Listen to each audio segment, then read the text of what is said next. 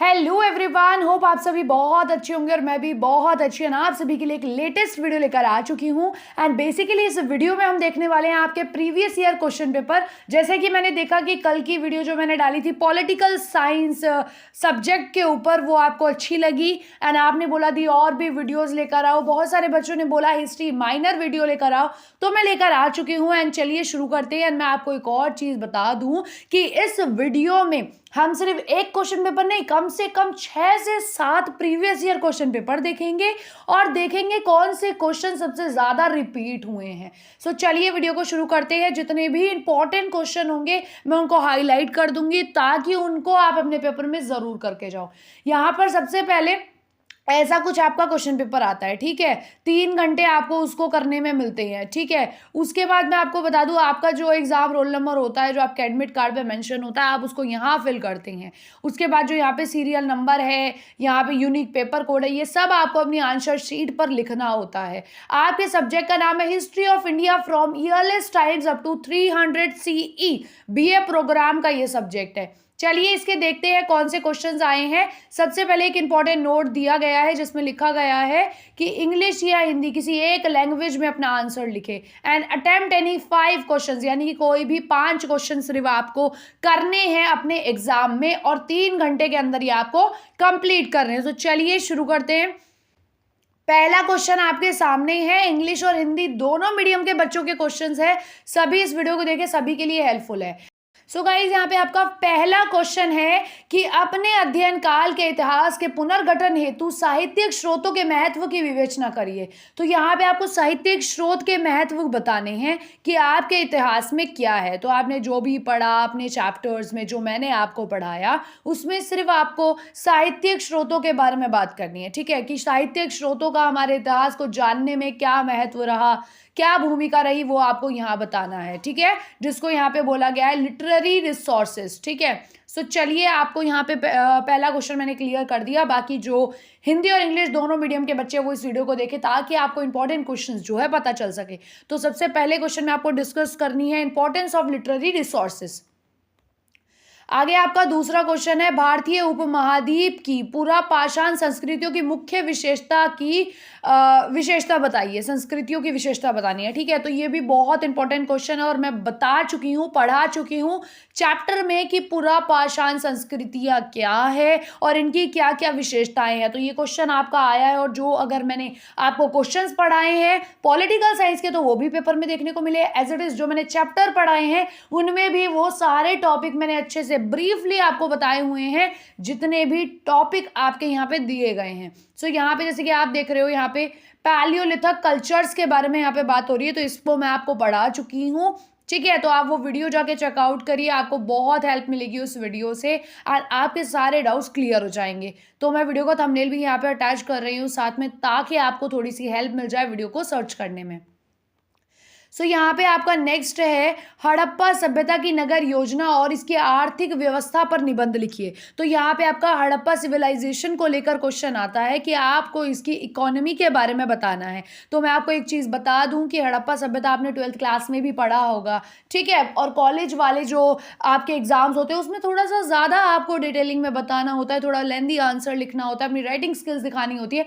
बाकी सभी वही कॉन्सेप्ट रहता है। तो ये क्वेश्चन बहुत इंपॉर्टेंट है। ये चैप्टर 3 में था, मैंने आपको पढ़ाया था, मुझे अच्छे से याद है। उस वीडियो को जरूर जाके चेकआउट करना, आपको बहुत हेल्प मिलने वाली है।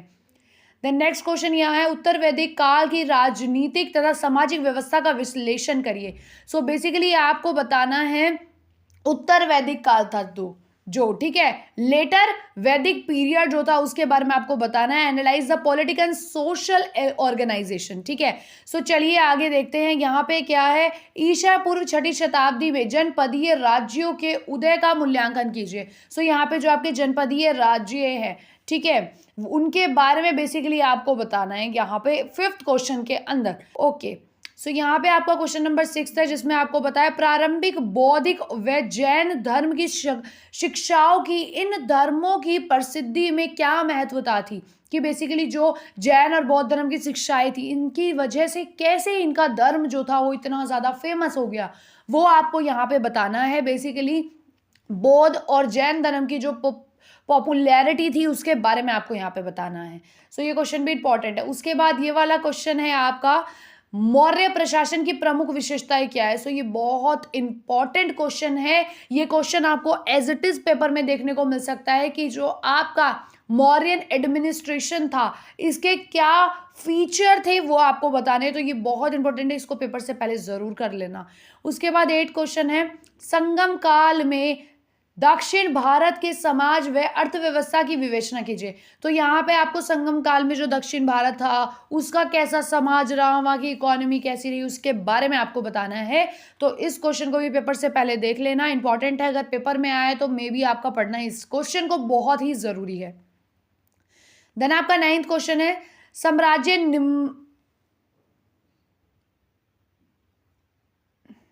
निम्रता।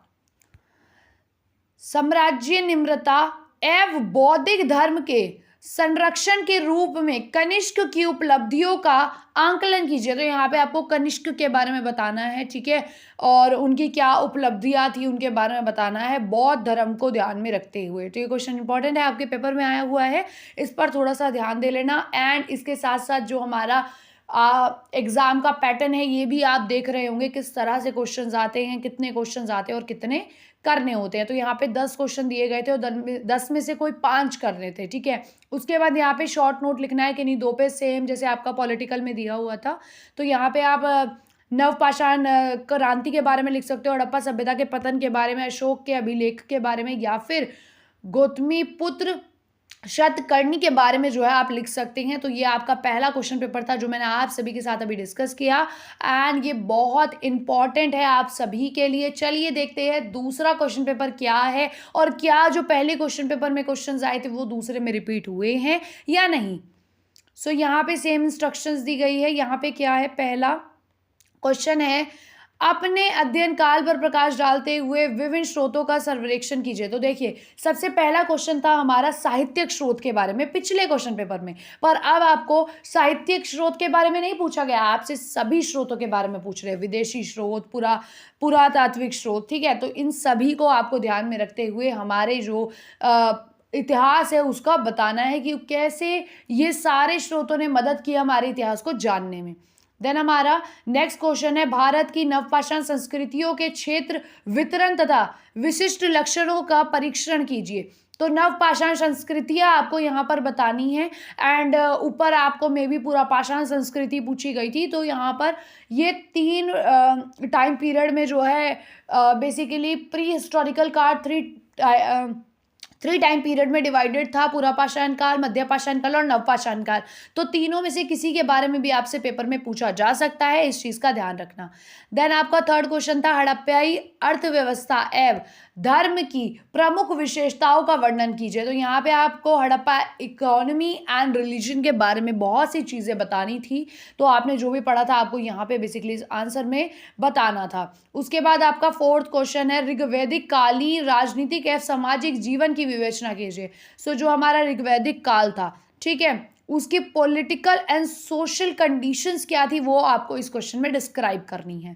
देन आपका नेक्स्ट क्वेश्चन है, ईसा पूर्व 6ठी शताब्दी में 16 महाजनपदों पर एक निबंध लिखिए। तो जो भी 16 महाजनपद थे उनके ऊपर आपको एस्से लिखना है, आपको अच्छे से उनके बारे में जो है यहाँ पर एक्सप्लेन करना है। जैसे कि आपको मैं बता दूं कि एक क्वेश्चन आपका मे बी 15 नंबर का है, यहाँ पे 10 से 15 नंबर का है, तो आपको कहीं ना कहीं 5 से 6 पेज यहाँ पर लिखने होंगे। तो आपको जो है उसी अकॉर्डिंग आंसर लिखना है जिस अकॉर्डिंग आपके क्वेश्चन के मार्क्स है, और सभी क्वेश्चन इक्वल मार्क्स के हैं। तो आप जो है ऐसे अपने क्वेश्चन पेपर को डिवाइड कर सकते हो जितने भी क्वेश्चन है उसके साथ।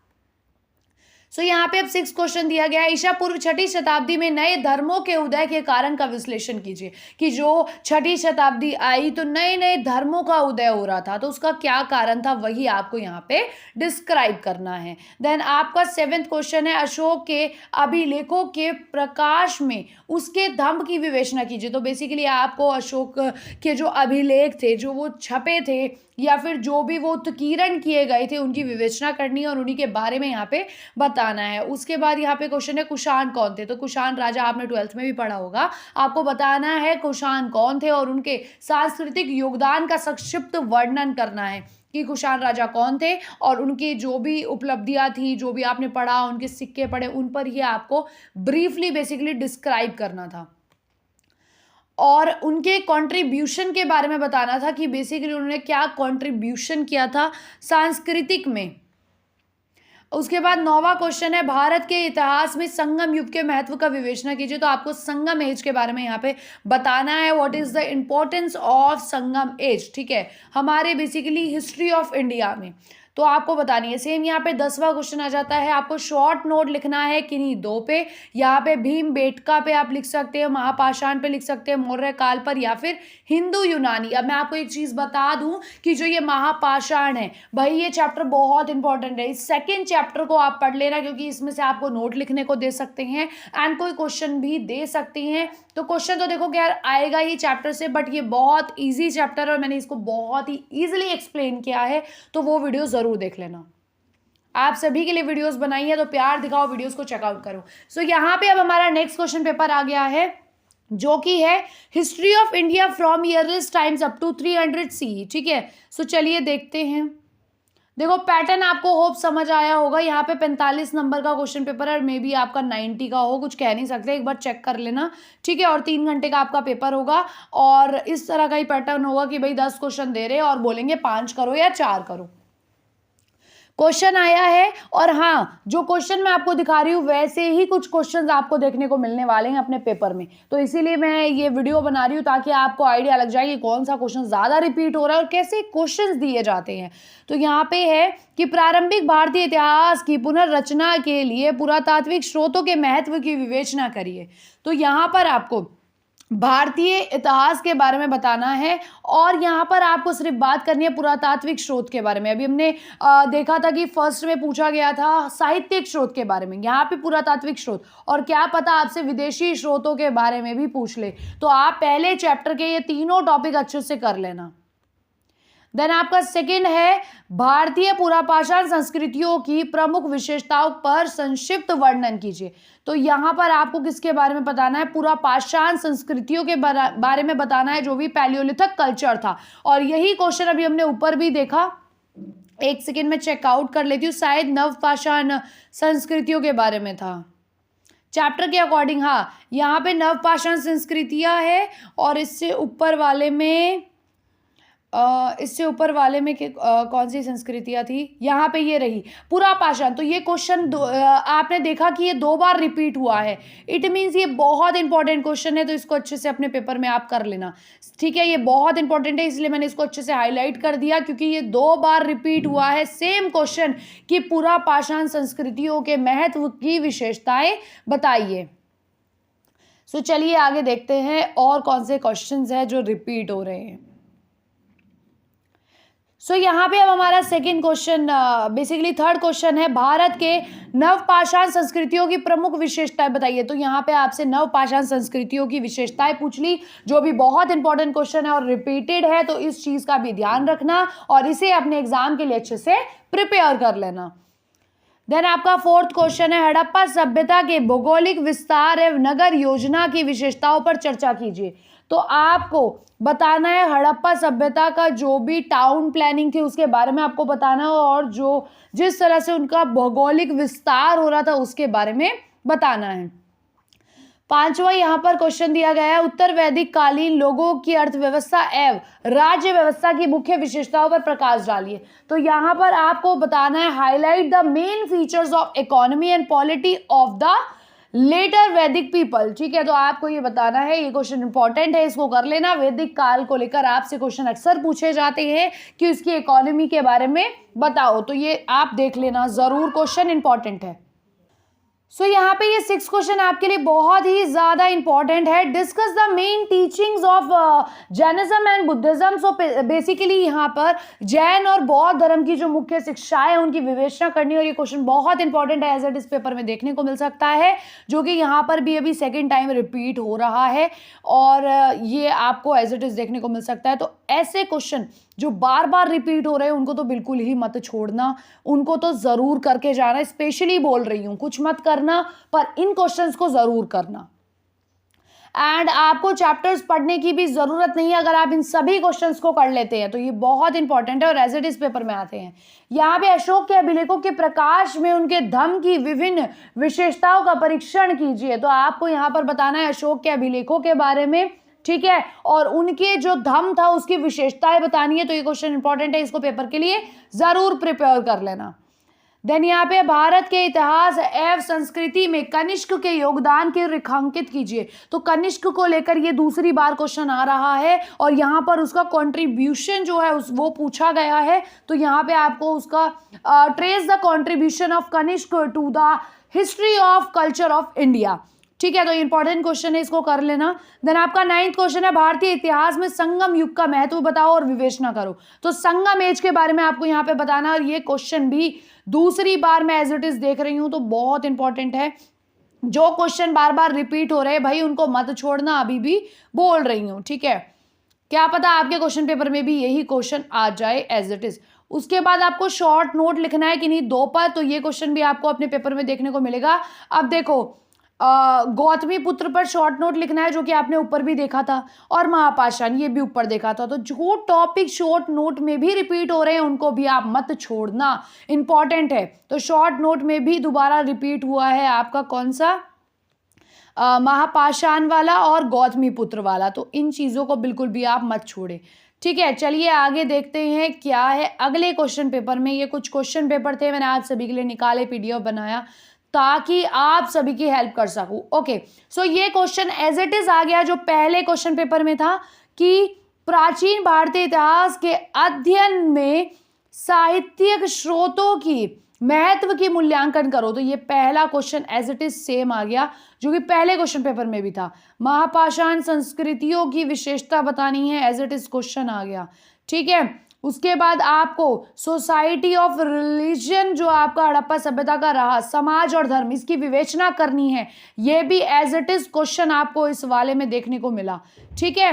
उसके बाद ऋग्वैदिक कालीन लोगों के सामाजिक और आर्थिक जीवन कैसा था, ये क्वेश्चन भी रिपीट हुआ है क्योंकि ऋग्वैदिक कालीन की इकोनॉमिक एंड सोशल कंडीशन या फिर लाइफ के बारे में अक्सर क्वेश्चन पूछा जाता है, ठीक है।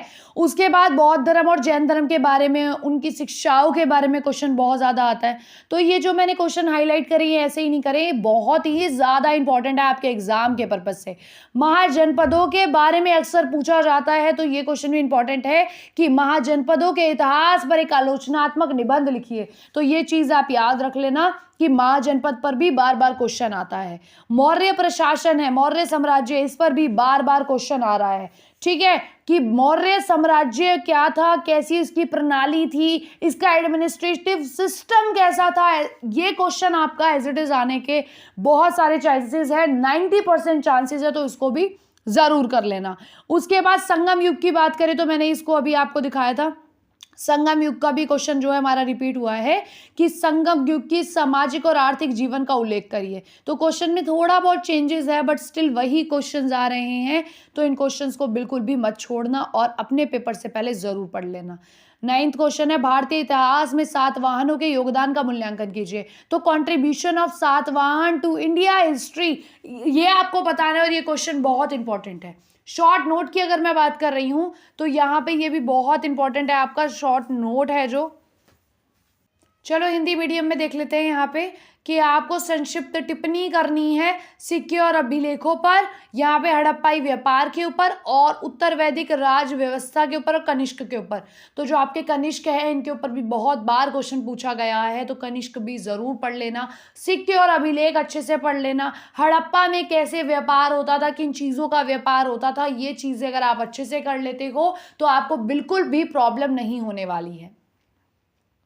देन यहाँ पे एक और क्वेश्चन पेपर है, तो चलिए इसको भी देख लेते हैं कि इसमें कौन कौन से क्वेश्चंस जो है आए हुए हैं। सो पहला क्वेश्चन आपका सेम वही रिपीट हो रहा है और ये आपका 3rd टाइम रिपीट हुआ है। मैं यही बोलूँगी कि भाई अपने जो क्वेश्चंस रिपीट हो रहे हैं उनको बिल्कुल मत छोड़ो, कि प्राचीन भारतीय इतिहास के अध्ययन हेतु साहित्यिक स्रोतों के महत्व का मूल्यांकन कीजिए। ये 3rd टाइम रिपीट हुआ है क्वेश्चन, तो इसको बिल्कुल मत छोड़ना। उसके बाद क्वेश्चन है प्रारंभिक भारत में इतिहास लेखन की विभिन्न प्रवृत्तियों का आंकलन कीजिए। तो यहाँ पर आपको इतिहास लेखन की विभिन्न प्रवृत्तियों के ऊपर बताना है। तो ये भी इंपॉर्टेंट है, अपने पेपर से पहले देख लेना क्योंकि ये क्वेश्चन पेपर में क्वेश्चन आया हुआ है। भारतीय उपमहाद्वीप की नवपाषाण संस्कृतियों की क्षेत्रीय विशेषताओं का वर्णन कीजिए। तो यहाँ पे आपको न्यूलिथिक कल्चर की जो क्षेत्रीय विशेषताएं हैं उनको बताना है। तो इस क्वेश्चन को भी एक बार पढ़ लेना। उसके बाद ये सेम क्वेश्चन रिपीट हुआ है, ठीक है। तो इस क्वेश्चन का भी ध्यान रखना कि हड़प्पा सभ्यता के विस्तार और नगर नियोजन की प्रमुख विशेषताएं क्या है उनकी विवेचना कीजिए। तो जो क्वेश्चन भाई रिपीट हो रहे हैं उनको तो प्लीज कर ही लेना। उत्तर वैदिक काल के दौरान घटित राजनीतिक तथा आर्थिक परिवर्तनों का विश्लेषण करिए। तो यहाँ पे इकोनॉमिक चेंजेस और पॉलिटिकल चेंजेस आपको बताने हैं लेटर वैदिक काल के, उत्तर वैदिक काल के, ठीक है। उसके बाद ये क्वेश्चन दोबारा रिपीट हुआ है, जैसा कि आपने पहले में भी देखा होगा, क्वेश्चन पेपर में था। तो ये आप देख रहे हो कुछ ही सालों में कितने ज्यादा रिपीट हो रहे हैं कि ईसा पूर्व 6वीं शताब्दी में बौद्ध और जैन धर्म के उदय और प्रसिद्धि के क्या कारण थे, विवरण दीजिए। तो ये इतने ज्यादा क्यों इनका विस्तार हुआ, फेमस क्यों हुए, वो आपको बताना है। इनकी पॉपुलैरिटी के बारे में बताना है, जो कि क्वेश्चन आपका रिपीट हुआ है। अशोक के धर्म के स्वरूप का विश्लेषण करिए। तो एनालाइज द कंसेप्ट ऑफ अशोकास धर्म, ये इंपॉर्टेंट क्वेश्चन है। कौन थे कुषाण राजा, ये भी क्वेश्चन रिपीट हुआ है, ठीक है। भारतीय इतिहास के में उनके महत्व का वर्णन कीजिए। तो उनका जो भी महत्व था, ठीक है, वो आपको बताना है। कुषाण राजा का भारतीय इतिहास में, तो आपको मैं बताऊं उनकी आर्थिक स्थिति बहुत अच्छी थी, सोने के उन्होंने सिक्के जारी किए थे, तो ये बहुत अच्छे राजा थे, ठीक है। और एक बड़ी ही प्रॉपर्टी को इन्होंने कंट्रोल किया हुआ था। तो ये सारी चीजें पढ़ लेना, इंपॉर्टेंट है आप सभी के लिए। उसके बाद 9th क्वेश्चन है, दक्षिण भारत की आर्थिक तथा सामाजिक परिस्थितियों पर संगम साहित्य पर प्रकाश डालते हुए वर्णन कीजिए। तो संगम साहित्य का क्वेश्चन भी रिपीट हुआ है। तो ऐसे क्वेश्चन जो ज्यादा रिपीट हो रहे हैं उनको अपने पेपर में जरूर कर जाना, ठीक है। नोट की यहाँ पे देख लेते हैं कौन सा नोट बेसिकली आपका संक्षिप्त में लिखना है। तो आप हड़प्पाई धर्म के बारे में लिखो, ताम्रपाषाण संस्कृतियों के बारे में, महापाषाण संस्कृतियों या मगध का उदय। तो मैंने बताया था महाजनपद और महापाषाण संस्कृति, हड़प्पा समाज, इनके बारे में बहुत ही ज्यादा क्वेश्चन आते हैं। तो इन जो ज्यादा क्वेश्चन आ रहे हैं भाई उनको मत छोड़ो, ठीक है ना, बहुत ही इंपॉर्टेंट है वो आप सभी के लिए। उसके बाद यहाँ पे एक और प्रीवियस ईयर क्वेश्चन पेपर है जो कि may be last question paper है, ठीक है, हिस्ट्री का है, इंपॉर्टेंट है। चलिए देखते हैं इसमें कौन से क्वेश्चन जो है रिपीट हुए हैं। इसमें भी सेम इंस्ट्रक्शंस है कि 5 क्वेश्चन दिए जाएंगे जो कि आपको करने हैं, मतलब 10 दिए जाएंगे और अटेम्प्ट कोई 5 करने हैं। अब यहाँ पर क्वेश्चन ये वाला आपका रिपीट हुआ है कि प्रारंभिक भारतीय इतिहास के पुनर्गठन में पुरातात्विक स्रोतों के महत्व का व्याख्या कीजिए, या फिर उनका योगदान बताना है, कंट्रीब्यूशन बताना है।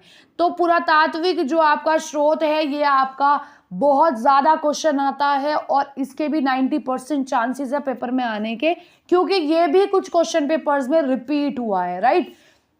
और यहाँ पे पुरापाषाण संस्कृतियों की विशेषताओं को रेखांकित कीजिए। तो फीचर्स बताने हैं पैलियोलिथिक कल्चर्स के, इंपॉर्टेंट क्वेश्चन है, जरूर कर लेना। हड़प्पा सभ्यता के उदय तथा पतन से संबंधित विभिन्न मतों का परीक्षण कीजिए। तो यहाँ पे आपको उदय और पतन बताना है हड़प्पा सभ्यता का, कि कैसे इसका उदय हुआ था और कैसे इसका पतन हुआ, ये चीजें बतानी है। उसके बाद ऋग्वैदिक काल भी बहुत इंपॉर्टेंट है आप सभी के लिए। ऋग्वैदिक काल में प्रतिबिंबता समाज तथा राजनीतिक व्यवस्था का विवरण दीजिए। तो ये बहुत इंपॉर्टेंट है, ऋग्वैदिक काल भी आपके पेपर में जो है एज इट इज क्वेश्चन जो है बार बार दिया गया है, तो इसको जरूर कर लेना अपने एग्जाम के लिए। ईसा पूर्व 6वीं शताब्दी में मगध के विशेष स्तंभ में क्षेत्रीय राज्यों के उदय का मूल्यांकन कीजिए। तो यहाँ पे आपको मगध के बारे में बताना है।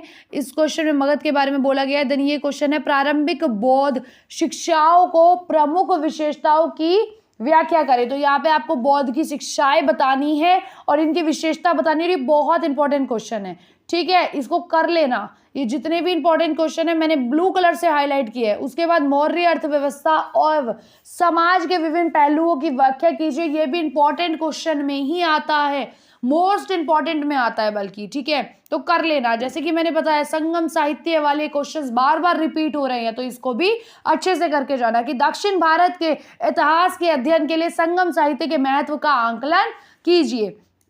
तो ये क्वेश्चन इंपॉर्टेंट है। उसके बाद हमने पहले वाले क्वेश्चन पेपर में भी सातवाहन शासकों की उपलब्धियों का मूल्यांकन कीजिए, तो हमने सातवाहन शासकों के बारे में पढ़ा था जो कि इंपॉर्टेंट है, तो इसको अपने पेपर में जरूर कर ही जाना। कनिष्क के बारे में पूछा गया है, सभा और समिति के बारे में ऊपर भी पूछा गया था, तो ये बहुत इंपॉर्टेंट है। इन सभी क्वेश्चंस पे ध्यान देना जो मैंने ब्लू कलर से मेनली हाईलाइट करे हैं, ठीक है। ये सभी क्वेश्चंस तो आपको जरूर करने हैं, बिल्कुल भी नहीं छोड़ने हैं अपने पेपर के लिए, क्योंकि ये ऐसे क्वेश्चंस हैं जो कि बहुत ही ज्यादा रिपीट होते हैं आपके एग्जाम्स में, ठीक है। तो ब्लू कलर से जो हाईलाइटेड है, होप आप समझ गए होंगे कि ये क्वेश्चंस आप सभी के लिए बहुत ही ज्यादा इंपॉर्टेंट है, ठीक है। सभी क्वेश्चंस अच्छे से देख लेना, धीरे धीरे देख लेना, ताकि आप पेपर में अच्छे मार्क्स स्कोर कर पाओ। एंड आई प्रॉमिस इस वीडियो के बाद आपके A+ ग्रेड तो जरूर ही आएगा, क्योंकि भाई इसमें इतने इंपॉर्टेंट क्वेश्चंस थे कि इससे बाहर तो कुछ और वो देंगे ही नहीं, ठीक है। सो अगर आपने वीडियो यहाँ तक देखी है, वीडियो को प्लीज लाइक करना और चैनल को सब्सक्राइब करो, ज्यादा से ज्यादा प्यार दिखाओ और प्लीज कमेंट किया करो, बिकॉज मैं आप सभी के कमेंट्स जो है रीड करती हूँ। एंड टेलीग्राम ग्रुप अगर अभी तक ज्वाइन नहीं किया है तो जल्दी से जाओ टेलीग्राम ग्रुप को भी ज्वाइन करो, आपकी वहां से बहुत हेल्प होने वाली है, बिकॉज मैं वहां पर इंपॉर्टेंट नोट्स वगैरह जो है अपलोड करती रहती हूँ और उसकी ज्वाइनिंग बिल्कुल फ्री है। बिकॉज कुछ स्टूडेंट्स जो है कॉमेंट करते हैं कि दी वहां पे जो है हमें ज्वाइन करने के लिए कोई चार्जेस लगते हैं, तो वो बिल्कुल फ्री ज्वाइनिंग है। आप जाइए वहां से नोट्स डाउनलोड करिए और अपने एग्जाम में जो है अच्छे मार्क्स स्कोर करिए। So thank you for watching this video till the end, see you in the next video, bye bye.